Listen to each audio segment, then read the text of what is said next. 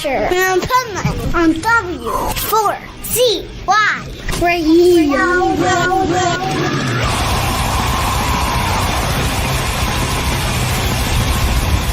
This is Pipeman here on the Adventures of Pipeman W4CY Radio, and I am here with some strange people from the north. Oh, wait, they're famous strangers. So let's welcome the famous strangers, my neighbors to the north. Hello. How's it going? Well, it's going killer because I just got back from these festivals, and then I was getting prepared for your interview. And here's how I prepare for an interview.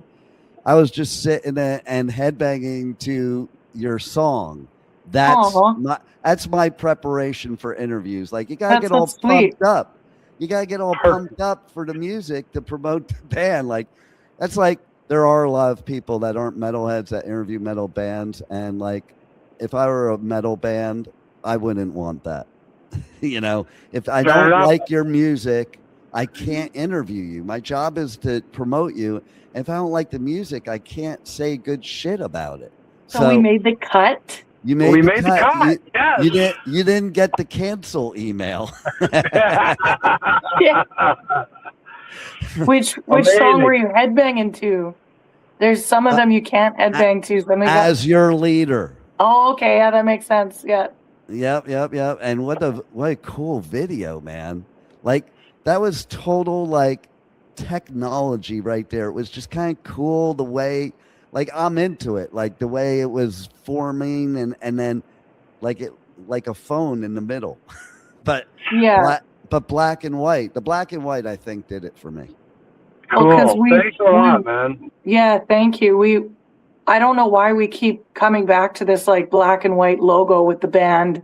It started out at the very beginning, and then it just keeps happening. And we're really lucky that our graphic designer and our manager now Art Zabo just put that all together, because we were kind of going with, Pink Floyd, The Wall, the movie. And then what was the other one, Jeff? KMFDM, A Drug Against War. Yeah, we were kind of like, get that style going. Trying to get that vibe going, yeah. I totally got the big Pink Floyd vibe, for sure. The conveyor belt stuff. I don't know the other one, so I can't speak of the other one. Oh, dude, check it out, man. It's a great video. It's it's a great one. So yeah, so I could totally get that vibe of what I remember of The Wall, because like there's two ways to watch The Wall, and one way is more interesting than the other. Yes. Fair enough. So I also love in your biography where it says no filler. Okay, so that's so important to me, because like when you just drop like filler stuff on an album, I think it takes away from the power of the rest of the album.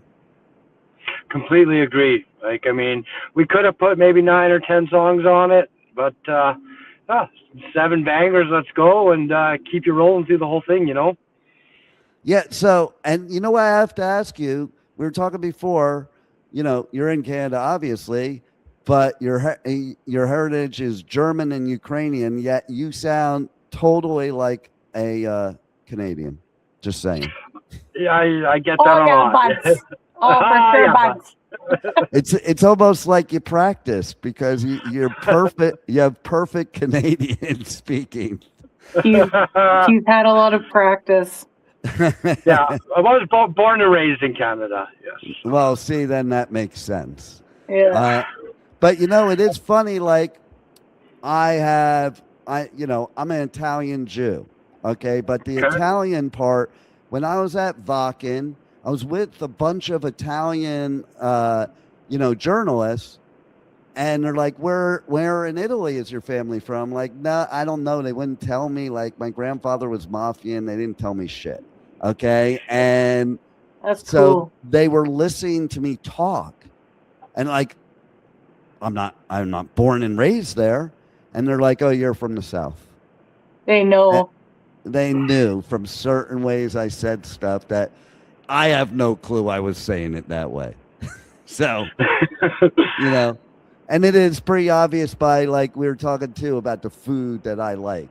You know, there's Southern Italian food and there's Northern. So, Okay. Yeah. so it's kind of wild. My point is how, like, you know, even if you've never stepped foot in a country, if you have that heritage, there's something already innately in you. It's inside of you, and you grew up. Your family like cooked you the meals, so like you grew up with those meals. Yeah, like you learn it from your whole family. That's so cool. Exactly.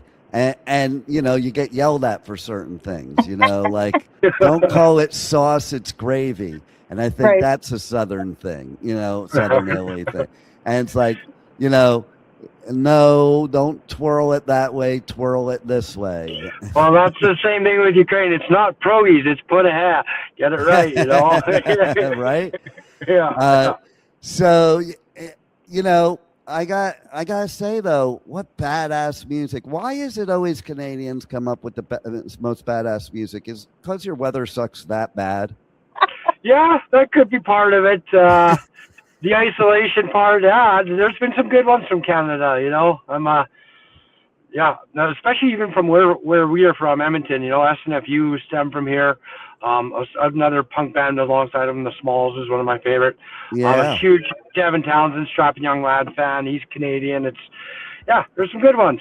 I just talked to Devin recently. I just talked to Triumph recently.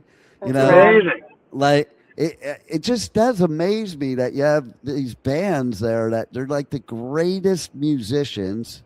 You know, present company included there.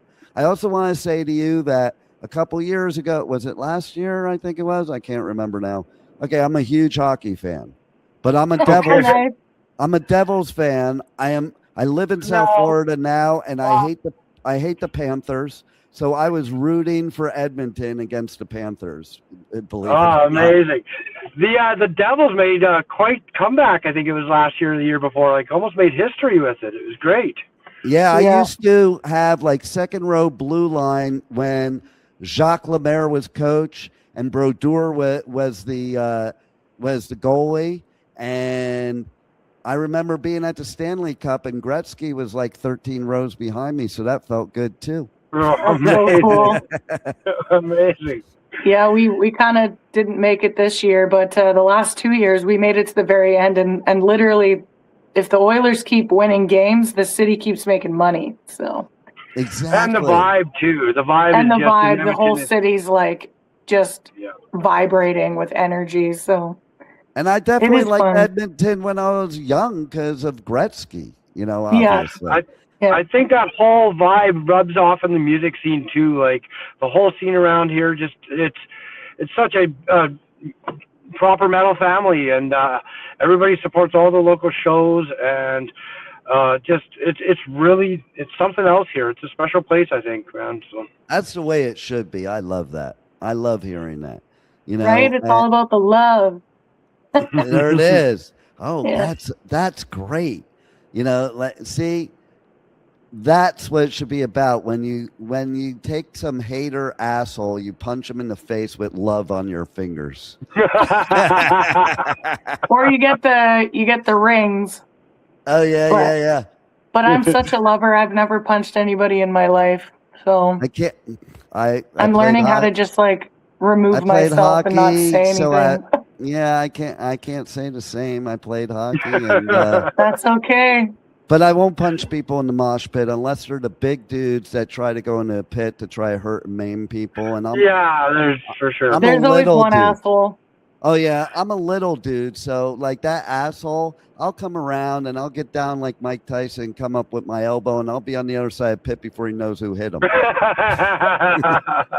I can't even do it anymore. The mosh pits I'm still young and whatnot, but I certainly ain't 20 anymore. So even just one little push is so painful. But I did start the mosh pit last year at Acid Bath. I couldn't help myself. I felt like I was 16 again. Nice. Well, I gotta say, of all the pits I've been in my life, and I've been in like lots of them, the most fun I ever had was at Bloodstock when Heavy Source played, and I was in the dinosaur pit. Like, oh my my God. Awesome. It doesn't get much better than that. Than like No. Moshing with a bunch 100. of dinosaurs. Okay, like Amazing. that was a first. Like after as many shows as I've been to, there's very few times there's a first. That was a first. There was this other band called Evil Scarecrow. They were a really fun band too, and their pit was full of crabs and spiders. I love that. People are getting so creative. I know, it's great. Like, and that's why I actually talked about this in some interviews of like that hardcore band that I don't know if you saw the news of, they like pointed out this banana. And I remember this. I told Jeff about this, and they almost got canceled. Well, and they should, because they're fucking pieces of shit. Because why would you? They had everybody rip us off, and they were saying "kill the banana." That's not what the pit's about. Like, leave the banana alone. Like, if someone wants to come and dress up and have fun, and I told Jeff that immediately, because I'm so like, I'm all about love. I'm a tree hugging hippie, and I'm terrified of cancel culture. Not that I ever try to do that, but it's like, even if you're at a show, and even though who does that, but even the littlest things can get you, like, Oh yeah. Like, it's scary. I even changed my radio show a bit, because if you listen to my show from like 10 years ago, it'd be kind of canceled today. Just doing funny bits. You can't even have a sense of humor anymore. Like, don't take it so seriously. That's why I like these bands I'm talking about, because they don't take it so seriously. Come on. Like, the whole reason we started doing this is for fun, and I feel like, that's what you should be doing it for. And it is for love. Metalheads are the nicest people, and just one big family. Like, people think, oh, scary, evil, blah, blah, blah. Meanwhile, at the end of a good circle pit, you got a bunch of huge dudes that look scary hugging each other, and that's the way it should be. I never hit the ground in a mosh pit. You're always picked up. Exactly. And I'll tell you a story too that like kind of proves the point. So one time I had to cover 2 festivals in one weekend, and obviously I couldn't do that. So I sent somebody that worked for me, and she was a country girl. Okay. And she was scared to go. I'm like, listen, you're scared to go. You go to these country gigs where a bunch of rednecks are getting drunk on Jack Daniels and kicking the shit out of each other. You're going to go to this gig, and you're going to see there's going to be no fights, and that you'll probably meet a bunch of new friends. You may even get a new boyfriend, and you'll have the best time of your life. Who has better hair than you. Exactly. And she comes back after the weekend. She goes, oh, my God, you were so right. I met all these cool people, and everybody's so friendly, and I have all these new friends now. And That's amazing. And I teabagged this guy, and he's now my boyfriend. And I have this, word for word. And I have this new favorite band. I don't know if you know who they are. They're called Bring Me the Horizon. Nice. And I'm like, I think I might know them. Well, that's the beauty of it. You got it. I love all music, so I always go to different festivals. Like, hell, I've been to Shambhala here in BC. It's a big rave. Like, nice. You'd be surprised of what you're gonna find and who you're gonna meet and the experience. It's always just, music is art, and it's a beautiful thing and brings everyone together. So I'm not surprised that she didn't have the best time of her life. That's so cool. And that's one thing. Go ahead. Oh, I was just saying, I just love how everybody can, in metal shows, they just can be themselves, dress how they want. There's no judgment. It's all, everybody's there for the same reason, and everybody supports you no matter what you look like, say. It's amazing. It's exactly. Like, I don't give a shit if you show up as an avocado, man. Like, do you? You do you. Do you. That's it. Yeah. Well, that's what we're trying to do here. I want to tour the whole world and start a love cult. Nice. Because I think the best human form is everyone all together in one energy and one love, and that's what concerts are, and sports. Like any place where everybody's in one spot and everybody's just like so happy, you leave feeling weird. That's that connection that we're missing in the world. No doubt. That's what that As Your Leader song is about. Like, together unity, we are not separation. Yeah. Well, and to your point before about music, like, if you're a metalhead that you say that's all you like, then there's something wrong with you, because we all like all kinds of music, and there was a foundation before there was even a metal that we all have our influences from. And like you said about hippie, okay, this is what I call myself. It's even in my description on my Facebook. I am a metalhead, punk, hippie, professional businessman. Because you don't need to be one thing. And like, I used to go to Slayer shows on Friday night and Dead shows on Saturday. Like, you can experience all these vibes, and like, I'm just as happy in a dinosaur pit as I am a Dirty Heads show, as a Dead show. And then 100%, and that's it. Music's all about emotion, and you're not going to feel the same emotion every day, and that's okay. And someday you might want to listen to Madonna and Britney Spears, and the other day you're listening to Slayer and Anthrax. It's just go with it, enjoy it. And it's those intimate shows too. It's funny you said what you did, because I had my grandkids in the car earlier, and we were blasting the metal and they're headbanging, and then I was like, I was asking my granddaughter, I'm like, so what do you think? You want to listen to some Taylor Swift? So first, I played the I Prevail version of Blank Spaces. Yeah. Okay.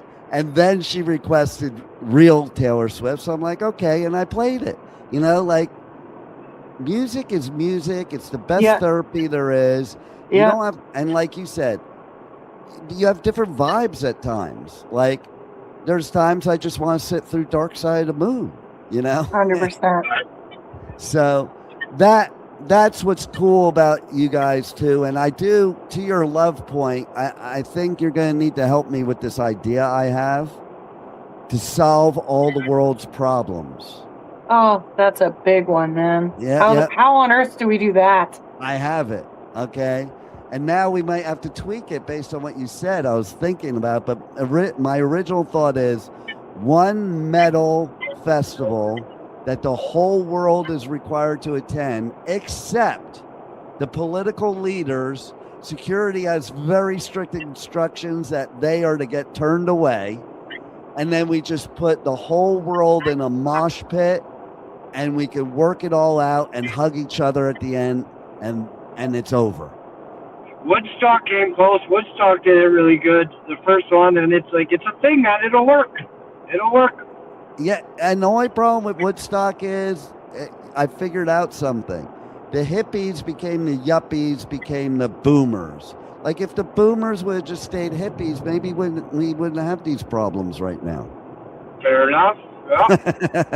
Yeah. So tell us about the new album. Well, first, let's back up a second. Tell us about how this all came together, you guys as a band.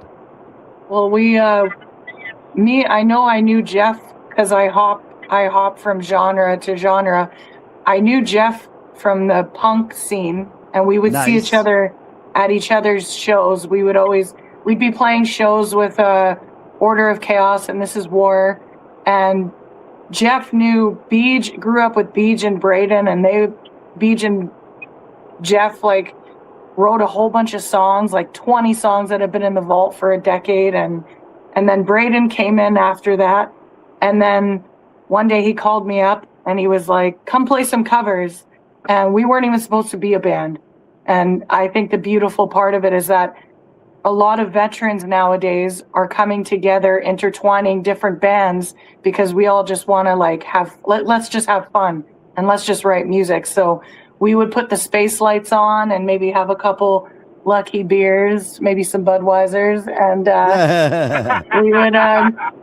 we'd smoke a little weed, and one day they just dropped like a couple originals on me, and I just was like, whoa, what the fuck is this? Like, I feel like 20 years of my words were being held back and put into a box, and it just exploded one night. Nice. Like, it was crazy. So we weren't even supposed to even be a band. It's just like, see, that's it's crazy how you know people for so long, that's and how then they the become your universe family, works. you know.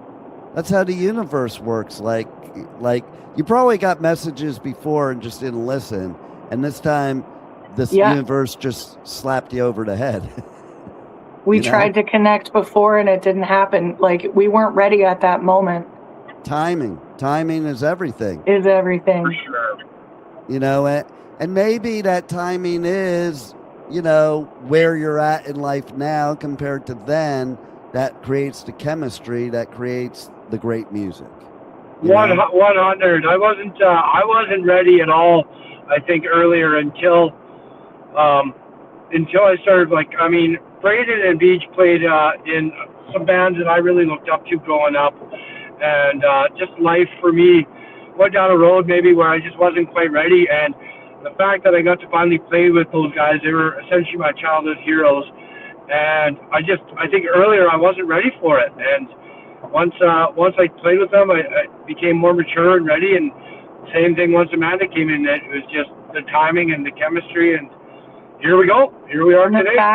The fact that none of us have, like, aren't married or have any, like, kids or anything like that, how did that happen? How do you get a band our age? That's weird. That have, like, not really, we have responsibilities, but it's not, like, it's not the same. Not really. Not the same. We're and you all don't in have and we're ready to else. go. Yeah. You don't have somebody else telling you how your life should be. Well, you can do it. I've seen it happen. Like, that's why I praise musician wives and musician husbands, because it's not an easy job. No. But we're just blessed that the four of us have not those big responsibilities where we can just, I made sure I made my life like this. Like, I live alone. I don't have any husband. I don't got no pets, which I really want them, but I want to be able to, like, get out on the road tomorrow if I have to. So. Well, I get you totally, because I do have 4 kids. That's amazing, though. During that time when raising them, like, I didn't go anywhere, and I had the dogs, but then once I became the empty nester, it was like, I'm like back to the way I was before I ever got married. Yeah. And that's the traveling and the going here and going there. And, like, I would love to have a dog, but it's not fair to dog or me, that lifestyle. So I don't. And, you know, I have people, including a brother, that says, oh, you're never going to find a woman the way you live life. I'm like, no, I'm going to find the one that lives life that way too. Right. You know, and I wouldn't have to change my lifestyle. So me too, I've created that life that I can live like this, and the right person will also be living like that. Yeah. And that's I think that's where it's key, because you talk about the, you know, musicians' wives and husbands, and, you know, it does take a special person to be able to want that life. Yeah. You know? For sure. Like, I mean, my, just a little history. My dad was a touring musician, and he met my mom on the road. And he was successful. He toured with The Who and played with some heavy players. And my mom she wanted kids, and my dad kind of played off the road and stuff for a bit to give her that. But eventually, just like, it's in his blood, and it fell into our blood. And my mom, throughout her whole life, raised 3 musicians, and it takes a special person for sure, and I praise her every day for that. And it's not easy, but you just, going back to what you said too, Dean, you create your life, and you just follow your heart, and everything else falls into place. People come around that are supposed to be with you, and it works out. So and you can have it all too. You got to stick to it. Like, I give you all the props, Amanda, because, like, so many people, they'll settle because they can't stand being alone. Okay. Right. And I was at that point. But shit happens and you get pulled to that stuff. But who's to say we can't have it all? Like, what's Of that course you stigma of being like, okay, tour or love, you know? Yeah, I hate that word. People do it all the time. I hate the word I can't. Like, I mean, that's just you putting a block in there, and humans are capable of amazing things, and you can do whatever you want. You just got to go get it. I totally believe that because I'm also a motivational speaker. So I love that. I walk that life, and that's why I live the way I do now. Because it's like, okay, when I was young, I let emotions take over, and I did have this idea of the woman I wanted to be with. But then it's like, I can live without that. I can live without that. But the truth is, you really can't. That's why you end up getting divorced, and you don't because have of to. those things. Yeah. And I also firmly believe you're never going to meet the person you're meant to be with if you're with somebody else. So as long as I'm with somebody that doesn't have all the qualities I want, I'm never going to meet the one that does. So for sure, you know, you got to have enough guts to stand your ground and wait for what you really want, because it will happen if you do that. You're so amazing. Sure. I feel like I'm being a motivational speaker through the music, because it's all about like, you are worthy and we're all one divine. So I love that you said that, because I've been alone for 4 years, and sometimes at night you get lonely and you wonder, but thank you for that. It gets hard, especially if you go out on tour like you would as a musician, like I do with doing the media at the festivals. Because like after I get done with this interview, I'm probably going to go into the seclusion, come down thing, you know, that happens. And like, because I was just with all my friends and all these people, and like, and then, you know, now you're all by yourself. So I get it. But then you go out again. Yeah. Right? Then you go out again, and then it's like being on drugs without doing drugs. 100%. You know? And then you're socially drained, and you have to sleep for 2 days. I don't even know how. You should be sleeping right now, sir. We appreciate your presence. No doubt. Like I already said, I told somebody when I get home, I'll sleep for like 2 days. Like currently between travel and, you know, from the last festival, I literally till last night did not sleep for 25 hours. And over the past, as you know, month and a half, you know, if I got 2 to 3 hours a night sleep, that was a lot, you know, and so I get that whole 2 day thing. It's like, okay, and somebody said something to me, you need to get some rest. I will when I get home for like 2 days. Right? Yeah. But it is because of the music. Because the music, you're right, it is motivational. It should be motivational. It's the best therapy there is. And you mentioned a word that I talk about all the time earlier, fun. If you're not having fun, this is a shitty industry to be in, to be honest. I think any business. You gotta love it, because it doesn't love you. And I think that's it. It's fun. If you're in it for fame and fortune, you're in it for the wrong reasons, in my opinion. Fuck. Hey, sorry, Jeff, I quit. Shit. We do get love back, and we're lucky to have the team that we do. But I've had a lot of people talk to me, like, I'll never forget Stu Block being like, the industry will chew you up and spit you out, but it ain't gonna stop me. And it's what you make of it too. It's what you make of it. And what's in your blood. Like my youngest daughter, sometimes she'll come to a festival with me, and halfway through the first day, she's like, "Dad, I don't know how you do this every weekend. I'm done already." Right. You know? And me, I'm like, well, I don't know how I wouldn't. You know, like it's just like we said, you know, you go there, it's like you're high as hell, you know, and then you come and it's like, it's weird, the silence, the silence. It's deafening. And it's wild for me. Like I'm an extrovert and a loner at the same time. Okay. So it's like, I could be at a music festival with 100,000 of my closest friends and feel like I'm on top of the world with all those people, but then I'm also completely alone in that crowd. I feel that so much. That's so crazy. Right? What's that called?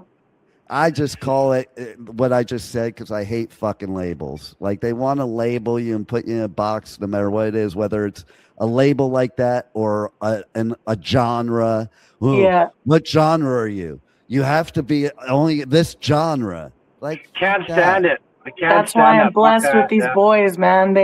I've been in a box for 20 plus fucking years. Excuse my language. Oh, I already gave you permission by saying fuck Oh, did myself. you? Yeah, Yay. I have such a potty mouth. Oh, You're you not can going to say charge whatever me, the are fuck. you? No, you can say whatever the fuck you want. Okay, good. Fuck. But yeah, I'm so excited that I was put in a box for 20 plus years. So this is the first band ever that I have like complete creative control. And guess what? We're having so much fun, and a voice is coming out of me that I never even knew. Who knew that if you like treat each other with respect and love, Wow, what a that concept, the best huh? will come out of you, huh? What a concept. Well, like I think Ali from Bring Me said it best. When he was getting all kinds of shit for the new music and changing everything up, and he said, "Why do I have to write the same song over and over again? Why do I want to do that?" He's got to have Yeah. growth. You're an artist. You're going to grow. You're going to explore. And there's beauty in mistakes. And Like, I mean, that's- experimentation. Yeah. Yeah. Everybody judged Metallica so bad for that, and I feel bad. It's like James once said, well, you want to hear Master of Puppets, go listen to Master of Puppets. Like, it's there. You don't need to do it every record. Like, It's we're funny growing. you It's funny you should mention Metallica because I was going to bring that up too. I was at Metallica's first show ever. And Oh. so I was one of those original like teenagers that when Black Album came out, fucking posers, sellouts, blah, blah, blah, blah, blah. But they're still my favorite band today. And I have a very unpopular opinion. I actually even like Saint Anger. You know, I think Frantic's one of their best songs. Invisible Kid's a really cool song. And like, yeah, it's different, but who cares? Like James said, you want to listen to Master of Puppets, listen to Master of Puppets. Like I love Kill 'Em All. So I have Kill 'Em All so I can listen to it as much as I want, you know? But I also love 72 Seasons, you know, and you know, and I think Hardwired, that song, man, that gives Fight Fire with Fire a run for its money. So like you can go through this whole like wavy roller coaster ride, experimenting with your sound and evolving as a musician. Like if you're playing the same shit you did in the beginning, then are you really a good musician? Because that means you didn't learn crap. You're not learning. Art. Yeah, you're not learning. There's You're no not growing. rules. Yeah, exactly. You know, well, when I was playing guitar as a teenager, I was like experimenting with sounds, and my dad would yell from the other room, and he was partially right in one thing he said, but he's like, you know, you better give that up because you suck. And I was like, but he didn't get what I was really doing. I mean, he was right. I did suck, but I just wanted to see what That's where we all sounds begin. I could make. Yeah, I just wanted to see what sounds I could make. And like, ooh, that Yeah. sounds cool. And But isn't that where the beauty comes from? Isn't that where every musician who's ever been a legend, oh, that's fucked up, or that's don't do that. That's not right. Like that's literally where everywhere you're not supposed to go there. Like try new things, approach it in a fucking completely different way. Like or a situation like Tony Iommi. Like, I mean, anybody could have said, well, he could never play again, or yeah, he can't do what he created. But he took a bad situation and figured out a solution. And fuck. Same thing with Def Leppard, you know. Right. You just make the best of what you got. Hey, figure it out. They just played at Wacken. Like, I mean, he's been a drummer in that band longer than most any drummer's been in any band. So, like, there you go. It's just like I'm also a surfer. I have mad respect for Bethany Hamilton. I don't know if you know who she is, but if you know the movie Soul Surfer, that's her. That's about her. And she is a surfing champion to this day, and she has one arm. And I'm like in awe of her. I can't even fucking do a good pop-up with two arms. How the fuck does she do it with one? And Like I'm in awe of it, you know, and no fear of a shark at all anymore or ever, you know. And I mean, I don't really have to fear either, except a couple times I saw one and I was like, oh. Yeah. That's so cool. But that's the point. That's the point of everybody's fear is like, if they just like, it's easy for somebody to pick up something, regardless if it's music, a paintbrush, you're just trying to fix something and you're not good at it right away and you just throw it away. Like, no, man, if it lights your soul on fire, keep going. Don't ever stop. You're like, I understand how it feels to like, okay, I'm not good at this, like throw it away. But that's not, the second you quit, like you're going to fail your way to the top. That's how that works. Think of some artists that basically are the most famous artists ever, and those people passed away, so they never knew they became that. But you know, probably the same thing. Like some of the art, that's some of the most famous art, I'm sure some people think it's ugly or stupid 100%. or whatever. And there's nothing wrong with that. It's perspective, and totally. I can't stand it when someone's like, "Oh, well, you don't like this band, or you never heard of this band, or that band sucks." It's like, no, you just don't like them. And even if a band does really suck, I love. There was this one band guy that opened up when I was in Into Eternity, and he opened up for us, and the whole crowd was like, "What the fuck is this?" And I loved it. It was so weird and so fucked up, but there's beauty. You can find beauty in any song, and don't get me wrong, there are songs that I don't listen to either, but I'm not going to be like, oh, that artist sucks. Like there's enough success to go around for everyone, you know. No doubt. And there is some really weird shit out there, and some of it became really famous. Like, right? Look at Devo. Okay? And that's a perfect example. Or, okay, so Oingo Boingo played in my gymnasium at Westlake High, and now Danny Elfman's like the biggest composer ever in history. Okay, and that shit was weird. It was good, but it was weird, you know. Or David Bowie. Frank Zappa, totally. You know, the weirdest ones are like the icons, you know. How boring would we be if we were all the same? Right. And like Jim Morrison, he wasn't even wanting to be a musician. He was a poet. And so all his songs are poetry. Yeah. And Jesus, it's like some of the best music ever, you know? Yeah. So, I mean, like, I think there should be no rules. Music is music, and whatever you want to play and whatever you want to listen to, and all the gatekeepers, they can jump out my balcony for as far as I'm concerned. Because you know what? There should be no gatekeeping in music whatsoever. No, but it's easy to do it when you just start. Agree. Yeah. Like when you're brand new. We all did. We all did, right? We all went through that. Everybody wants to try to fit in. Yeah. But totally. I think when you start just doing it for you and being you, like me as a guitar player, I'm never going to be Hendrix. I'm never going to be Jimmy Page. I'm going to be Jeff Kitlitz, and that's what I'm good at. And so that's who I'm going to be, and that's and as soon as I was able to understand that and let go and start just being me, things started happening for me. And it's amazing how that works. So.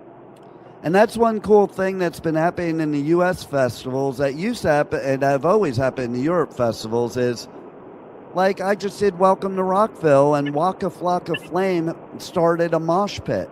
Like, you know, it doesn't get much better than that. Like, and you know what I found out is a lot of genres that maybe I'm not into, when I'm at a live show of it, it's totally different.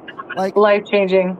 I mean, I remember one year I was covering Okeechobee Fest, which had Skrillex and Bass Nectar were the headliners. Yes, I love Bass Nectar. Okay, so check this out. Before going to that, I'm like, if I want a DJ, I'll go to the nightclub. Like, I'm not going to a DJ concert. No. But exactly. I went, I'm like, oh my God, I get it now. Right. Because like I would listen to that stuff in a nightclub. I'm like, I'm not going to a concert. But then I went, That's I was different. like, I get it. Like it was like unreal. And I wasn't even on the drugs that everybody else was on. And I thought it was unreal. Neither am I, but those, like, there are some DJs that I call, I don't know what the genre of DJ it is, but I call it heavy metal rave, because Bass Nectar and artists like, there's this DJ chick and her name is Rez, Okay. REZZZZ or whatever, and Whipped Cream. There's so many that are like, I headbang at raves because it's so heavy, like it's crazy. At the same festival, Wiz Khalifa was performing, and there were mosh pits and headbanging going on as he's passing around his joints. That's amazing. You know, so it's leading into another. It's just like, it doesn't really matter. Like, No. especially the vibe of a live show. Like, you know, I don't care who I'm seeing. It's a live show, and it just makes you feel good. You escape all the world's problems. Yeah. Like, you know, now I'm back in the States. I haven't turned on the news yet, but I've been gone. Exactly. I've been gone for a month and a half. I don't even, as far as I'm concerned, I'm surprised I came back and there was still a country, because I don't even know what the hell was going on for the past month and a half. That's brutal. Okay. And the point is, that's the beauty of the music is I didn't have to obsess. I didn't have to focus on it. And then it's funny too, like speaking about different types of music, you know, I'll go out and do these metal festivals, and then I come home and every Friday night near me, there's a place that has live Latin music, and I go there. I love that. Like, you know, you don't have to be in a box. An artist shouldn't be in a box. People put artists in a box all the time. And like, no. That's why I don't even give a fuck what genre a band is. Like, don't tell me what genre you are. You know, I don't want to know. Yeah. But I do want to know is how you view your band. Like how you view your music. I'll say it a lot in interviews without using a genre. You know, Right. Just tell me how you would describe your music to me. You know, and so there's your chance. You describe your music to me without a genre. I will. Go ahead. Sorry, go on, Joe. I was just going to say it takes you on an emotional journey, and it's haunting, melodic, uplifting, shows your worth. We are a little bit for everybody. If there will be, same with this record. Like, I love how somebody from anything can get something out of this record. And if you like hard, fast, if you like slow, groove, there's something there for everybody. And we our band has no limits, and we like get artistic freedom and just create a journey for somebody that's gonna leave them better than when they started. I love it. And how do you want to add to that, Amanda? Oh, just saying that my whole life, every time I'd go somewhere that was silly and people would just be like, no, that's stupid. Or no, that's literally where all of it's coming from. Like, Nice. I'm taking it, well, sometimes, or writing from experience too. I've started writing from personal experience, and it's like crazy how it explodes onto the paper. So I love it. That means it's being real. That's what it means. yeah, So can't help myself. tell everybody how they can reach out to you, connect to you on socials, check out your shows. You have the album release show. Yeah. And let's give them all that. The biggest thing is go to www.famousstrangersband.com. Everything you'll need is on that website. All our links, all our show information, merch, anything you need to know about us is on there, and it'll take you to links to everywhere else that you want to go. Nice. And then the self-titled debut drops on the 21st, first day of Montreal Warped Tour. Oh, nice. Man, everybody's got to check it out because your music's badass. And you guys are badass now. That's what I found out. Like that, to me, that's what an interview is. That to me, that's what an interview is. I want to find out what you're all about. The music's easy. Let's find out. What you're all about. Appreciate you, Dean. You're great back at you, man. You're badass. You got great energy, great vibes, and appreciate what you're doing, man. It's really good. And thank you for your time. Your stories, your beliefs, your morals, where you want to go, what you think this world needs in music, and it's very healthy. And we need more people like you. That's great. No doubt. Keep it up. No doubt. Keep the arts in schools. They keep trying to take them out over here. I don't know about up there, but you need the arts in school. It's becoming a thing. Yeah, 100%. Well, you guys keep rocking, and I look forward to seeing a lot more of you. Yay, excited to meet you hopefully soon one day. Yeah, let's do it. Come on over to Montreal. Yes, please. 100%. Yes. All right. Thanks for being on the Adventures of Pipeman. Thank you. Thank you, Dean. Thank you for listening to the Adventures of Pipeman on W4CY Radio.